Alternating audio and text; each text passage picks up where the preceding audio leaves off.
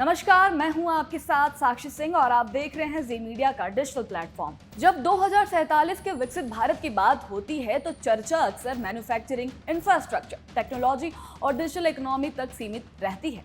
लेकिन भारत की विकास यात्रा का एक बड़ा हिस्सा समुद्र से जुड़ा हुआ है। दुनिया के साथ भारत का कारोबार, ऊर्जा की सप्लाई और रणनीतिक पहुंच, इन सब के लिए समुद्र रास्ते बेहद अहम माने जाते हैं। इतिहास भी यही बताता है। पिछले 500 वर्षों में जिन देशों ने बड़ी आर्थिक और वैश्विक ताकत हासिल की, उनके पास मजबूत नौसेना भी थी। इटली के समुद्री गणराज्यों से लेकर डच और ब्रिटिश साम्राज्य और बाद में अमेरिका तक आर्थिक ताकत और समुद्री ताकत साथ साथ बढ़ी। कारोबार ने जहाज बनाए और जहाजों ने कारोबार को सुरक्षित रखा। भारत के सामने भी आज कुछ ऐसा ही मौका है। अब जानते हैं भारत की बढ़ती अर्थव्यवस्था के लिए समुद्र क्यों अहम है। भारत दुनिया की बड़ी अर्थव्यवस्थाओं में शामिल हो चुका है। देश का विदेशी व्यापार लगातार बढ़ रहा है और ऊर्जा की बड़ी मात्रा समुद्री रास्ते से आती है। हिंद महासागर क्षेत्र दुनिया के सबसे व्यस्त समुद्री इलाकों में से एक है।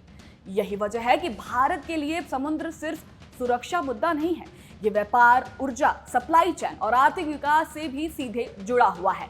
अगर भारत 2047 तक बड़ी अर्थव्यवस्था बनना चाहता है तो उसे ये भी सुनिश्चित करना होगा कि जिन समुद्री रास्तों से उसका कारोबार चलता है वो सुरक्षित रहें।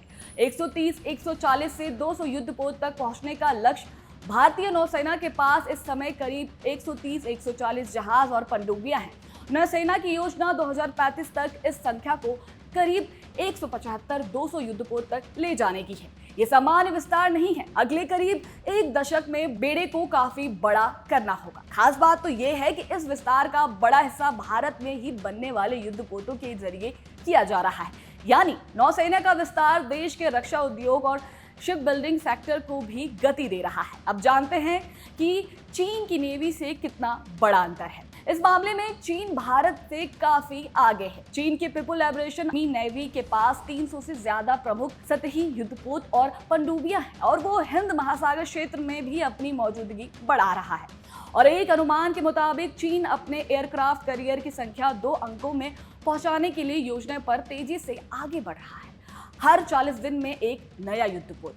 हाल के वर्षों में भारतीय नौसेना के जहाजों की कमीशनिंग की रफ्तार भी बढ़ी है। नौसेना के आंकड़ों के मुताबिक करीब हर 40 दिन में एक नया युद्धपोत या पनडुब्बी शामिल किया जाता है। 2025 में करीब 10 जहाज और एक पनडुब्बी नौसेना में शामिल हुई। 2026 में करीब 19 और 2027 में 13 प्लेटफॉर्म शामिल किए जाने की योजना बताई गई है। इसमें सबसे महत्वपूर्ण बात है, इनमें से ज्यादातर प्लेटफॉर्म भारत में बनाए जा रहे हैं। Mazagon dock, Garden Reach, ship builder and engineer Cochin shipyard और गोवा शिपयार्ड जैसे भारतीय शिपयार्ड इस विस्तार में बड़ी भूमिका निभा रहे हैं।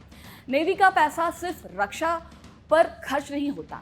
एक युद्धपोत सिर्फ एक शिपयार्ड में तैयार नहीं होता है। इसके पीछे स्टिल्थ, इलेक्ट्रॉनिक इंजन, रडार, हथियार प्रणाली, केवल सॉफ्टवेयर और हजारों कुशल कर्मचारियों की जरूरत होती है। यानी एक जहाज बनाने का फायदा कई दूसरे उद्योगों तक पहुंचता है।